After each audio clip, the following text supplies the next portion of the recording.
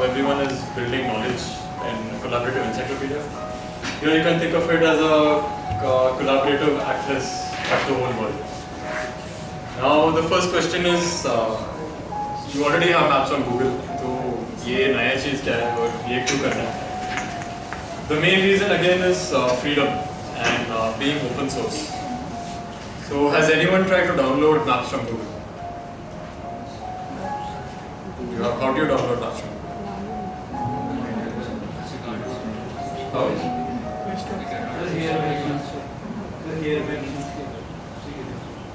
और उसके साथ क्या होता है?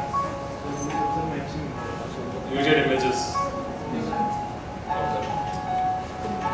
Suppose you want to make a map of NIT campus and have it as a big billboard outside at the entrance of every place. और उसको हिंदी में भी डालना है, इंग्लिश में भी डालना है. Would Google be of help to do this? No. Are you sure? You don't know. So one of the main problems with Google is the restrictions Google puts on all of their services. The moment you start using anything of Google, you agree to their terms of use. Nobody reads this agreement that you naturally agree to when you start using it. But the main thing it states is to use any Google products, you need to be on the Google service. You are not allowed to take anything out of the Google world into your own world. You are not. It's illegal to do so. So as long as you're online, you're connected to a Google server, you are free to use whatever Google provides you. And whatever you do on Google, whatever emails you type, whatever photos you upload to your Google Plus account, all of it belongs to Google. It states there in that agreement which you have not read. And this is implicitly there. So most of it doesn't matter. At the end, we want to share our photos. How does it matter if the photo belongs to us or to Google? It starts mattering once we want to use it for greater purposes. Like for instance, how I told you now, we want to make a map of the campus. We want to make a Hindi map of the town and give it to people. Or we want to do a geospatial analysis of the flooding in this area. What happens when there's a flood? What places will be affected? For such kind of operations which are very crucial, these are important things. Right now, flooding happened in Kashmir. And so many areas got flooded. Now it's very easy to figure out which areas will flood when flood water rises by so many levels. It's very easy to predict if this data is available, if people have knowledge of how to use this data, if the correct procedure is used in analyzing all this. Absolutely none of this was done. The reason is maps in India have always been restricted. If you want a detailed map of Hamirpur, what do? You go to Google. Does the government give us maps? We don't know. Where do you go? Where do you ask the government for maps? Which part of the government has maps? If you ask the government department what maps they use, they'll also say Google. Now, isn't it strange that to know details of something which is right here, we use an American service called Google, which is a big corporate and gathering data of the whole world, and in turn restricts you from reusing that data. So this is where things start clashing, that it just doesn't make sense that what is going on. And this project, that this animation that I showed you, is part of another project which is the open source version of Google Maps. That whatever contribution you do belongs to you. Everything you contribute, the whole sum of it, this whole atlas, the data you saw, is under an open license. You're free to download this entire data. You can do absolutely what you want with it. You can even print a book with these maps, sell it again, it is legal. It is completely up to you what you do with it. So this is where things differ from that world and this world. And now this project was relatively unknown. किसी को पता नहीं था कि OpenStreetMap project क्या है. And this workshop is basically about that, to introduce you to what this project is. And also have a small hands-on workshop on how to contribute to it and how to get some data out of it and maybe do something nice with it further on. So it is only to give you an idea of the possibilities. It's not possible in 1 hour to do anything advanced, but I can only show you a few things where after that it's up to you on how you want to take it forward. So Let me jump straight away. I hope all of you have a working internet connection.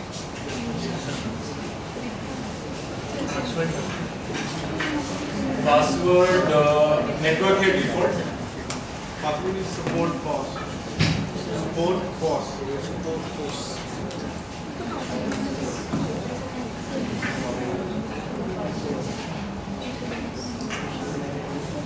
The password Wi-Fi.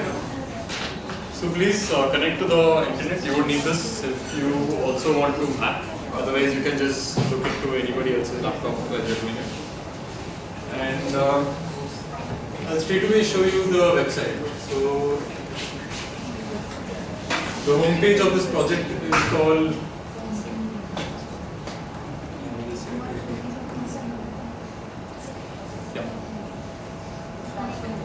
not connected.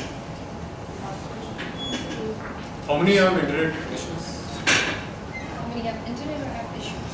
App issues. I can connect it to the default, but You can go to this site, osm.org. This is the homepage of the OpenStreetMap project.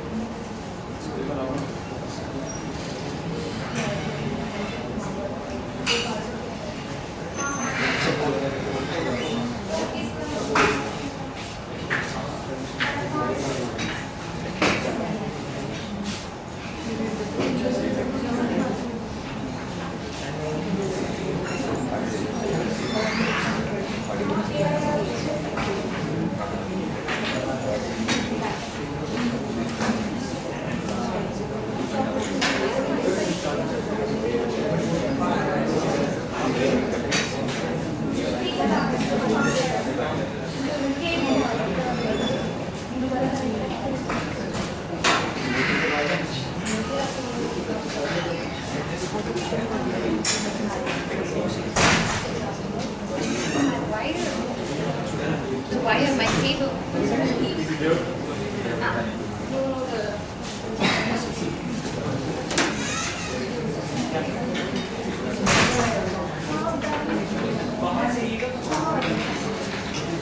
This is the homepage of the website of the project, openstreetmap.org. The short URL is osm.org. Even that's redirected. And by default, maybe you'll see a map of UK. Project started there, so that's where it is. You can search for your own area. Let's search for Mayfair and see what. Hello.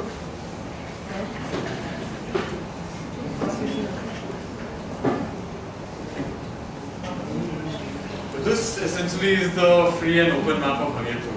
There is absolutely nothing here. Let's compare this to where Bernadette and me stayed. So this is a village which is not too far from here.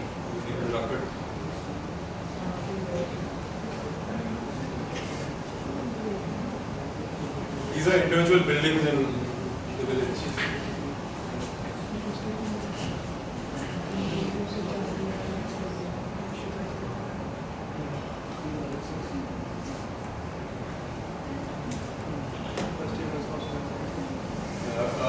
Because of the contrast, you cannot see all the different roads. But these are footpaths through the fields. These are every building outlined. There are certain trees in a field which are being marked. All sorts of shortcuts have been marked there. And let's compare the same thing with what is there in Google Maps.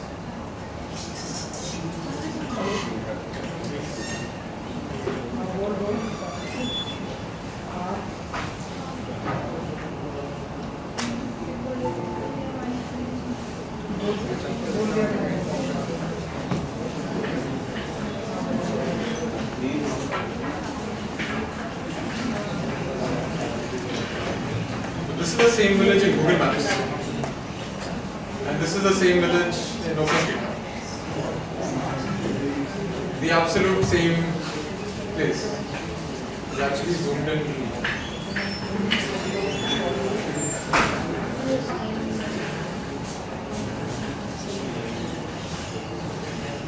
So one more feature of Google Maps is very car-centric mapping application. It was meant for car navigation and car users.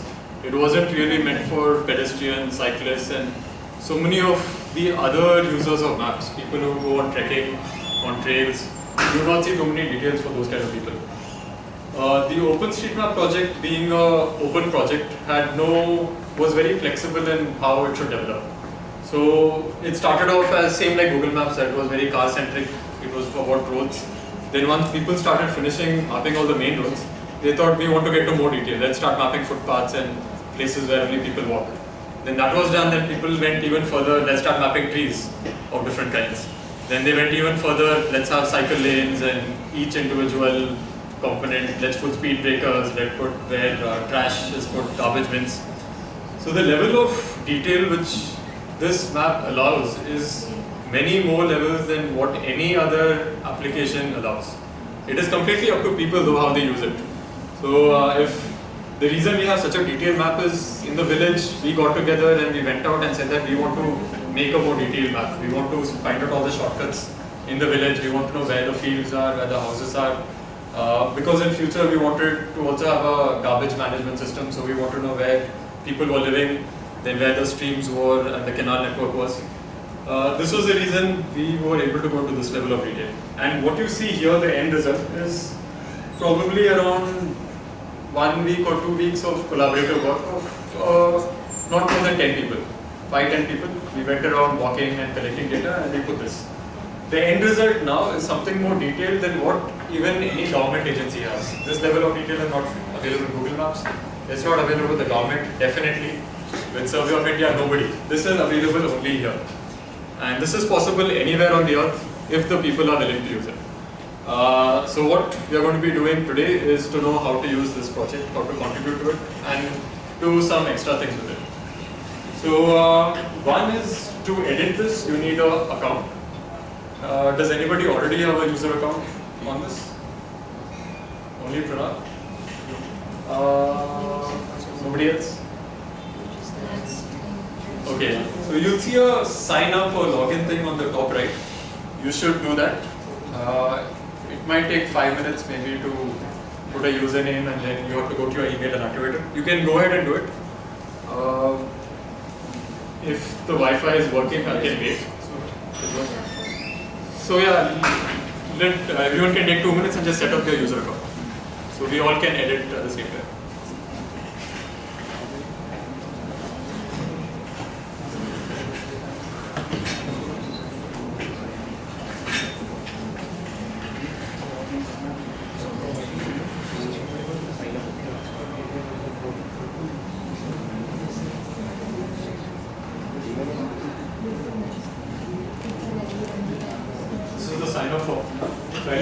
Once you do this, you get a mail which you need to activate and then you're done. So it should not take more than 2 minutes.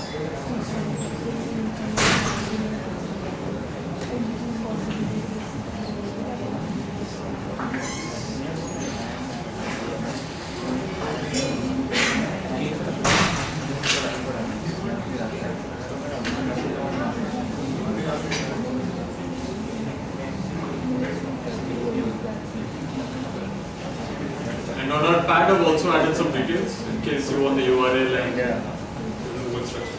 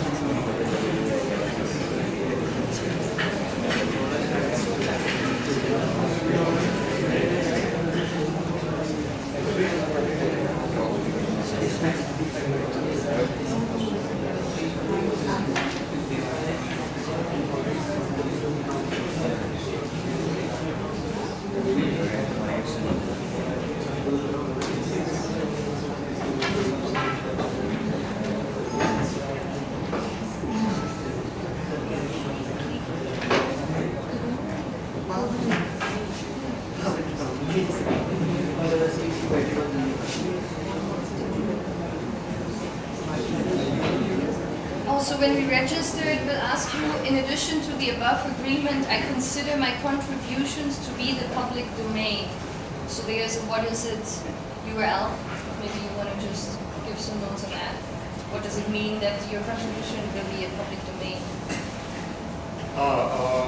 So that deals with how you want to license your contributions. You can either, by default, you have some ownership on your contribution, that everything you contribute will be tagged with your username. If you choose public domain, you are sort of donating your contribution to the whole world. So you're saying that I don't want any credit in return. It's completely up to you. Doing it in public domain is obviously a better way of donating data than having it. But there's no requirement for you to do it. You can just go ahead with the normal agree.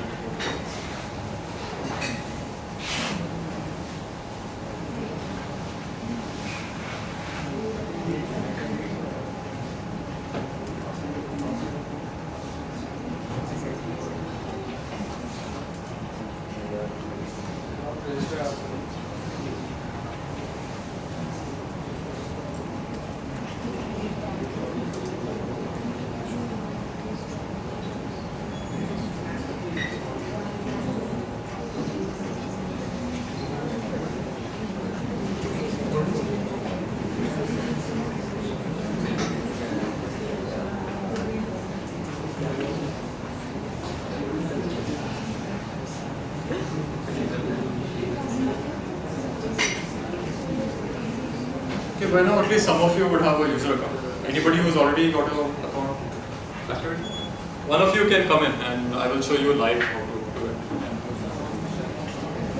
But you haven't made an account. Okay.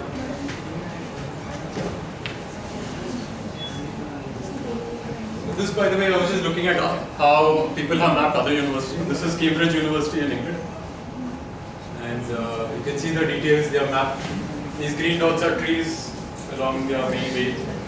The different footpaths between the buildings, the corridors.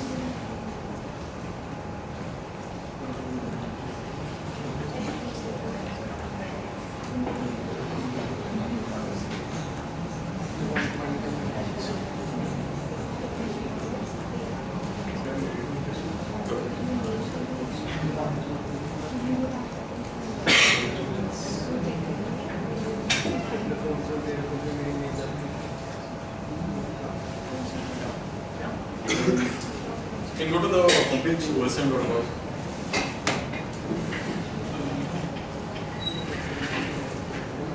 And you can log in.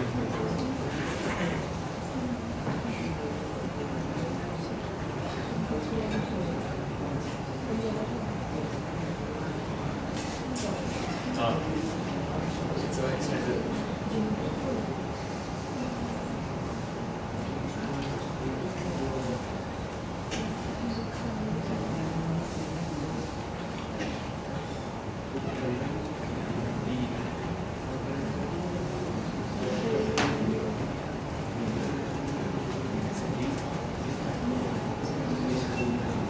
You have it activated, so if you can check your mail and just activate it.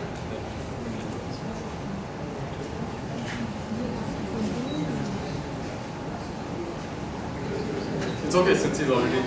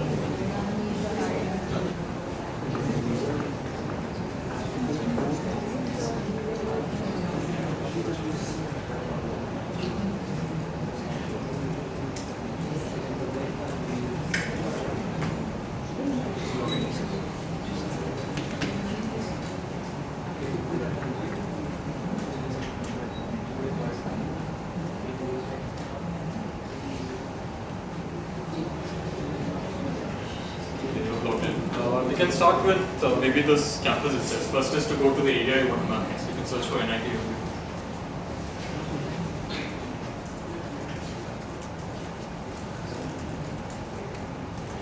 And each of you can do it probably for your own hometown. You don't need to do it for the same spot.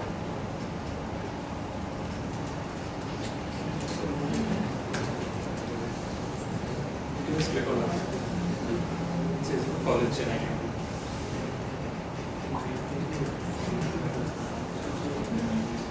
This is what we have at the moment.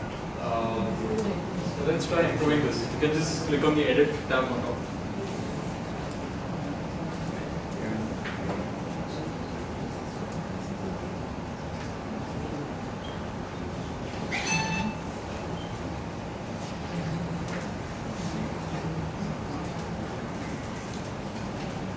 So the first time you log in, you'll see a dialog like this, where you have a walkthrough which guides you through the different things and how to map.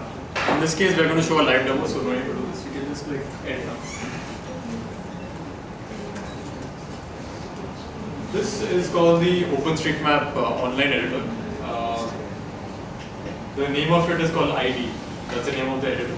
And it's fairly simple to use. It's much like using Paint. You have your normal zoom in, zoom out controls here. Why don't you zoom out a little bit so that we know it.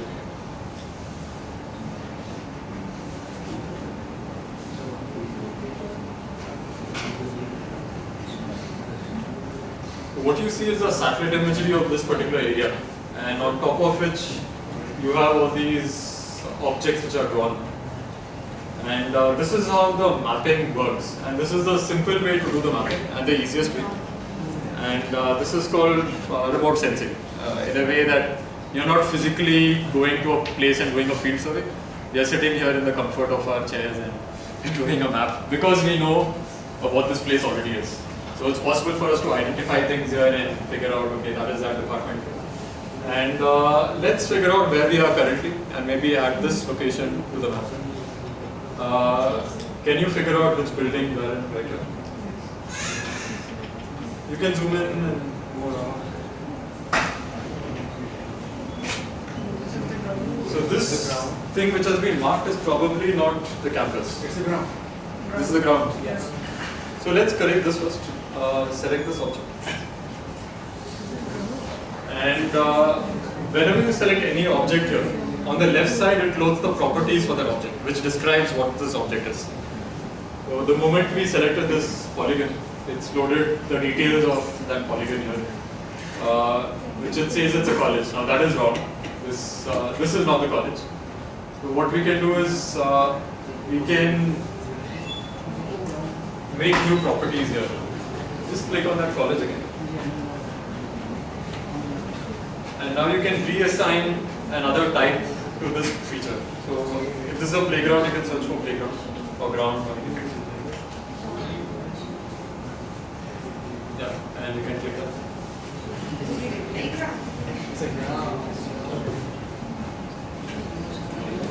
Well, a playground and a ground.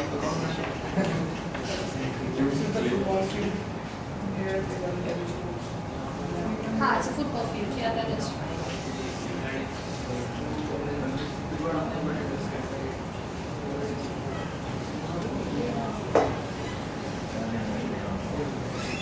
And you can fill out the form.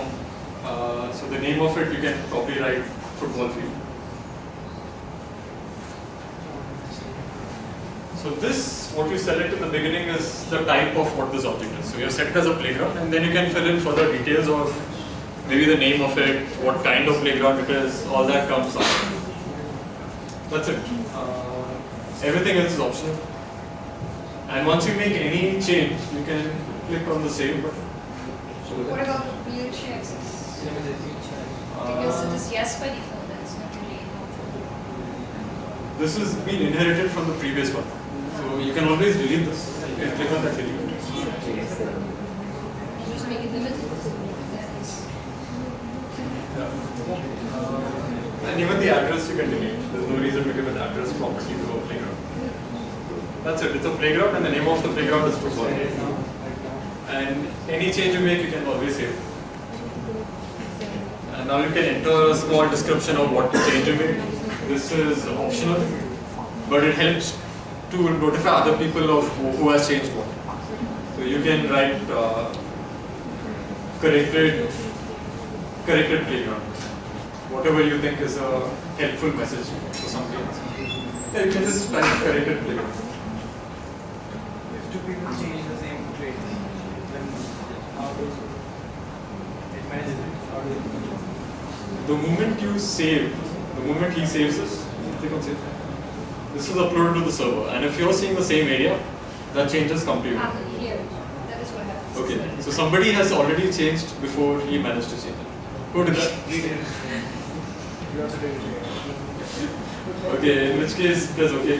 You can just refresh the browser. You just finish.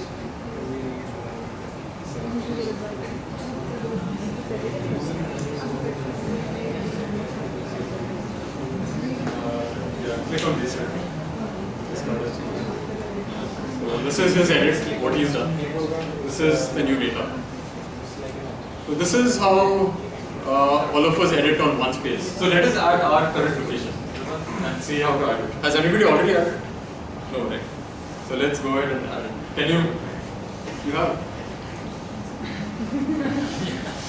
Okay, let's add something which people are not like the guest house. It's my house. Yeah, think of something to add. Maybe the India Coffee House auditorium. Yeah.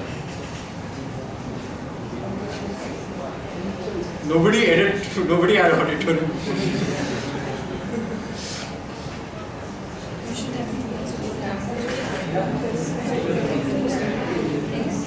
So one is, you notice all the objects here can be classified in three types of geometries. They are either points, lines, or areas. And you decide what type of thing you want to draw depending on the feature. The auditorium, for instance, can be a point, that this point is the auditorium, and it can also be the area. You mark the boundary of the auditorium and mark it as auditorium. Both is okay. You can do it however you wish. We'll see that. Harish, what are the auditoriums?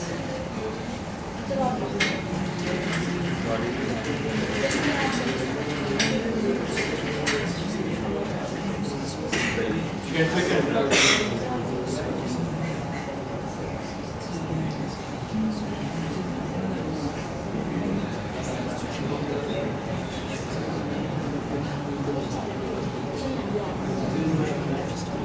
Where you are?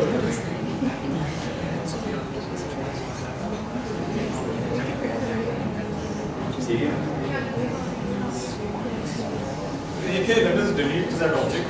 You can click on it.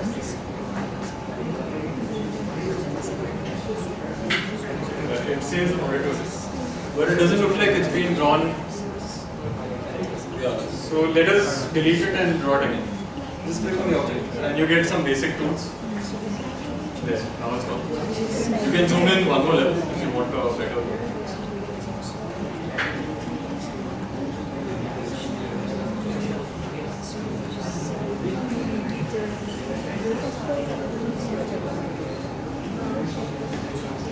Maybe you can also correct this road a little bit. You can select any point and drag.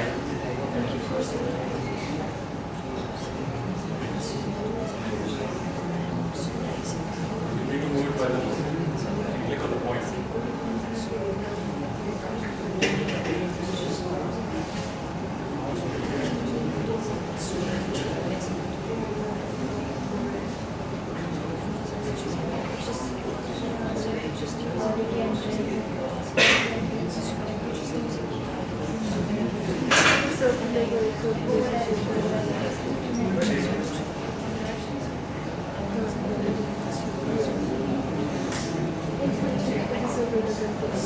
और ये पूरा भी move कर सकते हैं just click on this.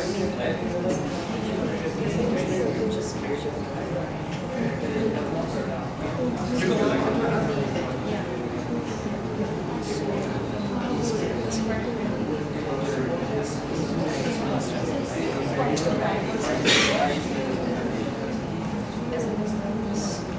With this you can move the entire thing.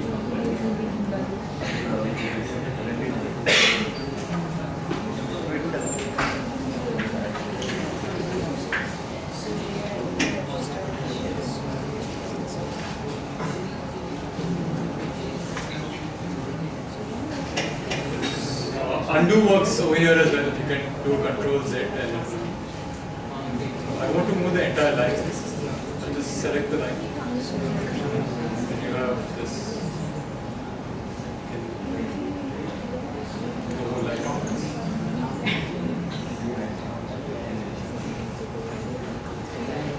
So now we can try drawing the outline of the auditorium building. Since we are drawing the area of the building, we'll choose area. So this selects the kind of tool you want to use. And then you just have to start clicking here and it will keep dropping points.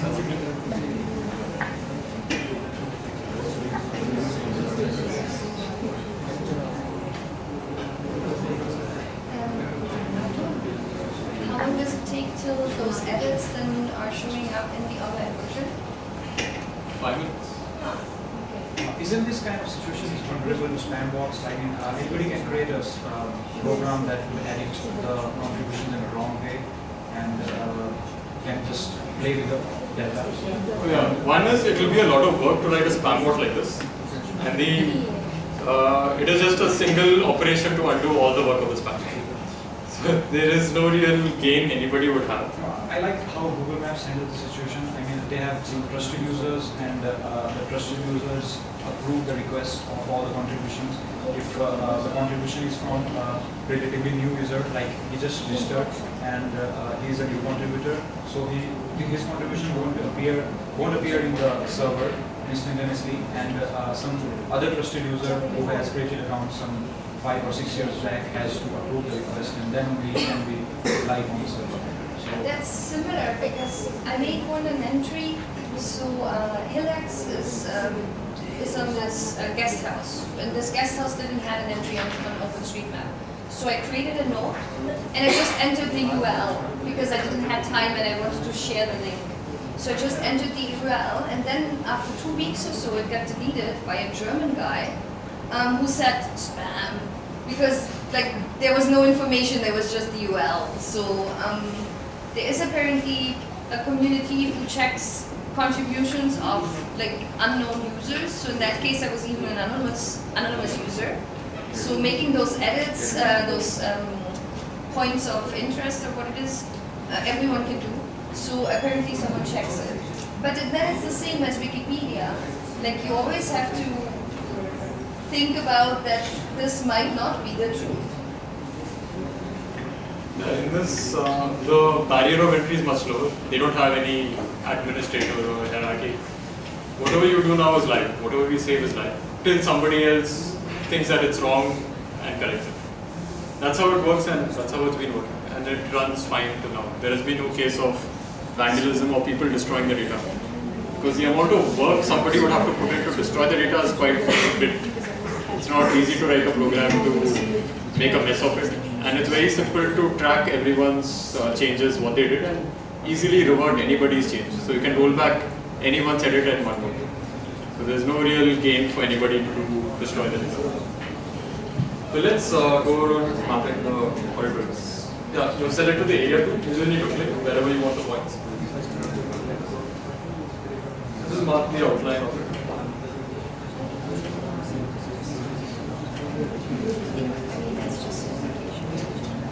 Just single click.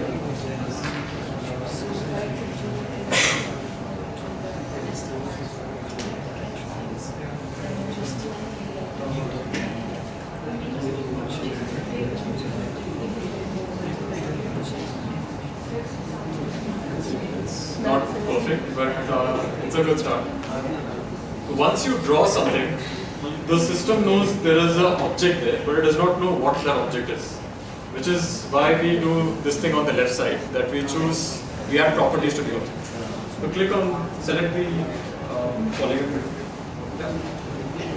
And now we select what you just drew. So you can search for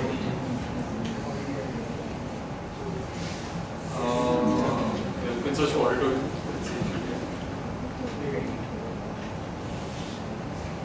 Are they already doing it? What did you mark it as? We didn't want it, we saw what he did. We got reflected. Okay. So in the OpenStreetMap world, this would be called maybe a theater that it is a place for performing things. And you can mark it as a theater. Or you can even mark it as a building. So you can just search for building.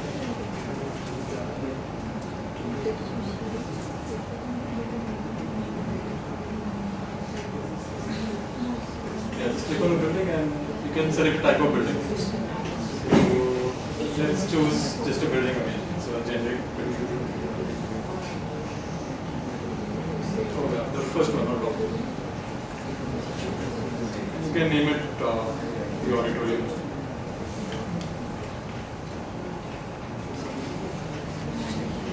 Yeah, and you can save your edit.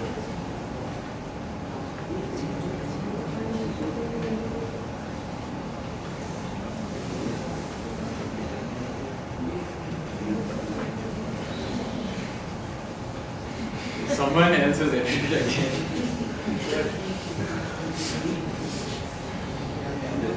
It's okay, but now you get the basic idea on how to edit data to this. So this is a very simple editor to use, and it's very good for making small changes. It may not be very effective for doing large-scale mapping. There's another advanced software which is used for that, which has a lot more powerful tools on making maps in a large scale, to add a lot of data, to import from one format to another, which is called Java OpenStreetMap Editor, JOSM. I'll add the link to the pad if somebody wants to look into it. But this is a great way to start editing OpenStreetMap. Now let's, we haven't saved it, but let's look at the changes back on the server. Click on the OpenStreetMap logo. Yeah, just click on the logo. Leave this page. So we've seen how the editor works and how it happens. So here we can see whoever else did the auditorium. It's already shown up on the map. This is the time it takes for your change to reflect on the map. And as you start doing these objects, you notice that more things start getting added over here. Even this, for instance, you can see this was the old object that was there. Let's just refresh this.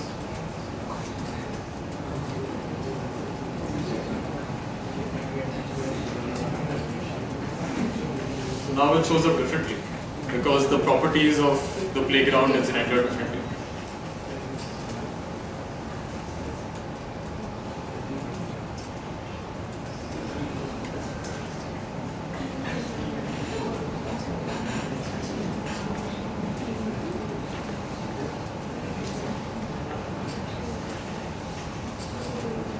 It will take around 5-10 minutes for your changes to get reflected on this.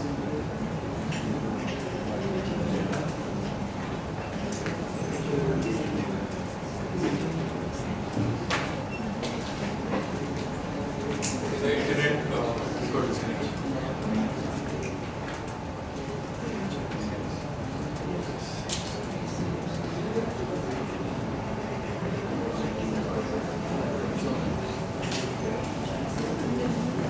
This is the basics of how to edit OpenStreetMap.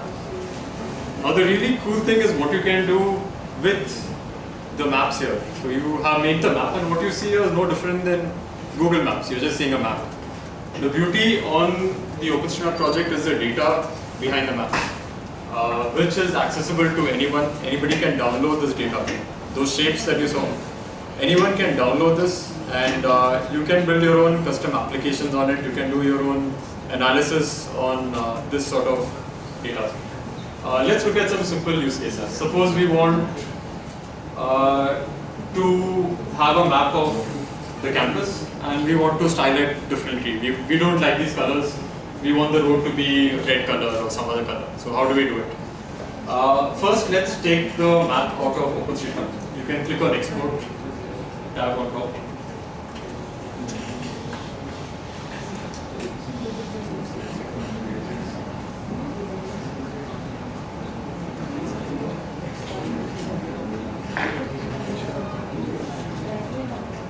The network is off.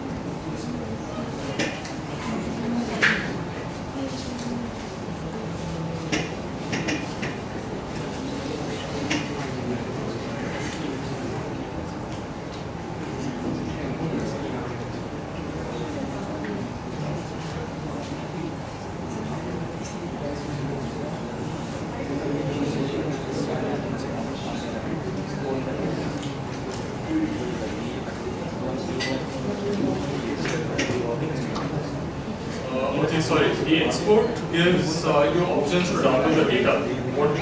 What we want now is not a data. We want something called a SVG of this map, which we can edit. It's a much easier way to work on the map than using the data. This I'll show you a little later. So to get a map in an image format, you have the share option. Can you click on this? Over here, you can either give a URL to share with somebody, or you can download this map as an image. So let's do a download. Click on the format. And here there are various options in which you can download this data. PNG JPEG is a normal image. You have the fixed image. SVG is a format called Scalable Vector Graphic. Now this is a very interesting format that this is unlike an image. It is an image made up of objects, so you can zoom in to whatever level and you will not have any aliasing. So if we download the map in SVG format, we can really zoom in, we can make a big banner, poster, and we can also edit the lines, we can change the color of it. That's what we'll be using. So choose SVG and click download.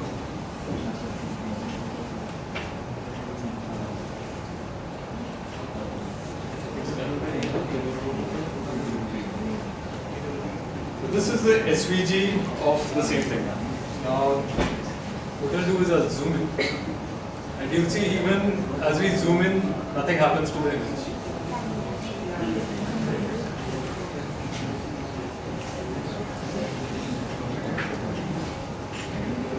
Not zoom in more than this. But there's no aliasing of any sort, which would normally happen with a JPEG or PNG image. The reason for this is that this is not a normal image. If I view the source of the SVG,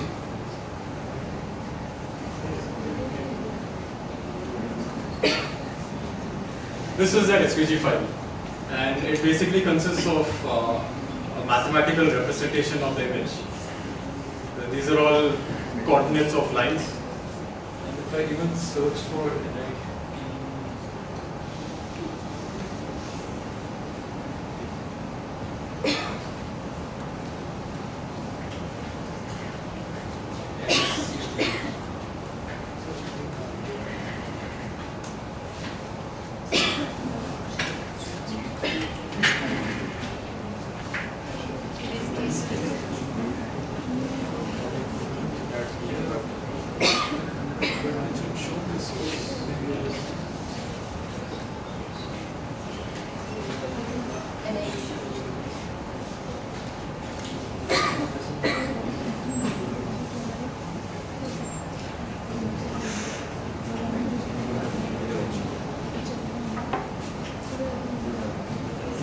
Now what we'll do is we'll open this image in a program capable of editing this SVG.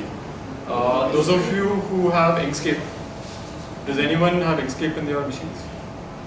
Inkscape is an editor for editing SVG files.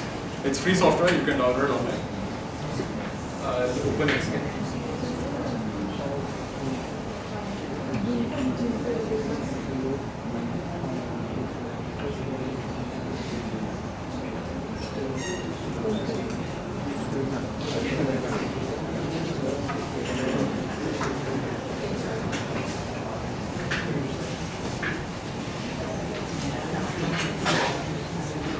Inkscape is more like a very powerful paint software which works on objects. And SVG is the format which Inkscape supports.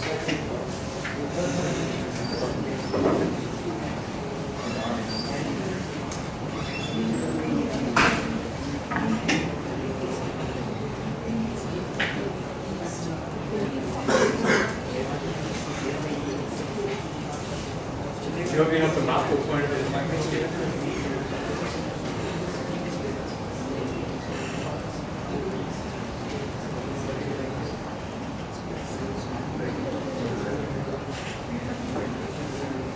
Here we see the beauty of SVG that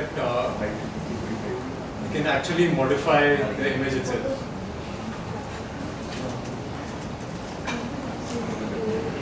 This is a graphic software.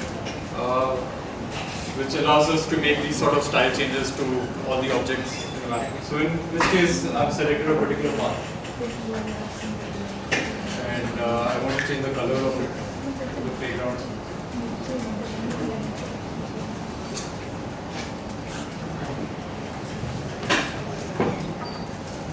I want to change the color of the road.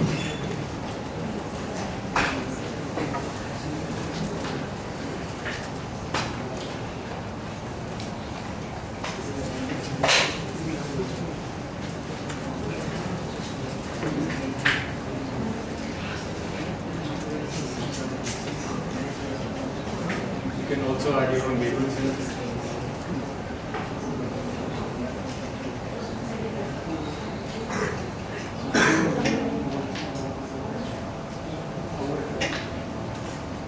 I'll save this. This is back on the browser. I open the same file, and so this is a customized version of that same app. So there was no need for us to keep drawing outlines of buildings or anything again, because all this data is already in OpenStreetMap. So we could just download it and customize all these objects depending on our own requirements. So this is something which you can never do with Google Maps. Like, it doesn't give you this level of control. And this is also not something which everyone goes into. Nobody really gets into making maps. But here we see that it's very easy to do it. It's the ability to do it is now with us. In case we want to work on maps, and anybody who is interested in working with map data, OpenStreetMap is a great project to use to get this data and then use it as a central place from where you can get into different formats and do further things with it.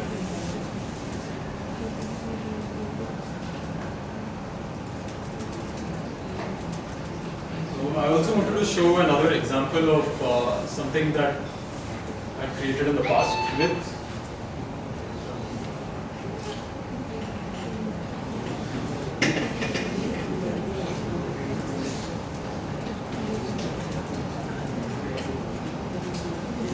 this particular map that you're seeing now is a map of a park in Bangalore called Kavan Park. This was done as part of a project that I was involved in back in my post-graduation course. And we had to make a map of the park, which could be used by pedestrians to go around the park, like a tourist-friendly initiative. And we started by looking online of if there is any existing map of the park, and there was no such map of the park. So we formed a small team to go to the park ourselves and collect details on what all is there in the park, and we put everything on OpenStreetMap. And this map at the end was generated by using OpenStreetMap data. So we downloaded the entire data, and using the same process that we saw in Inkscape, we modified the color of objects so that it doesn't look like OpenStreetMap. We managed to transform the same map into something so much more visually enriching and something which give a new perspective on this park. Now the really cool thing about this is all this is done using free software. The whole thing is under an open license, that there's no copyright to something like this. This is now available for public. The same map you can see if you go to the Wikipedia page on Kavan Park. So we search for Kavan Park on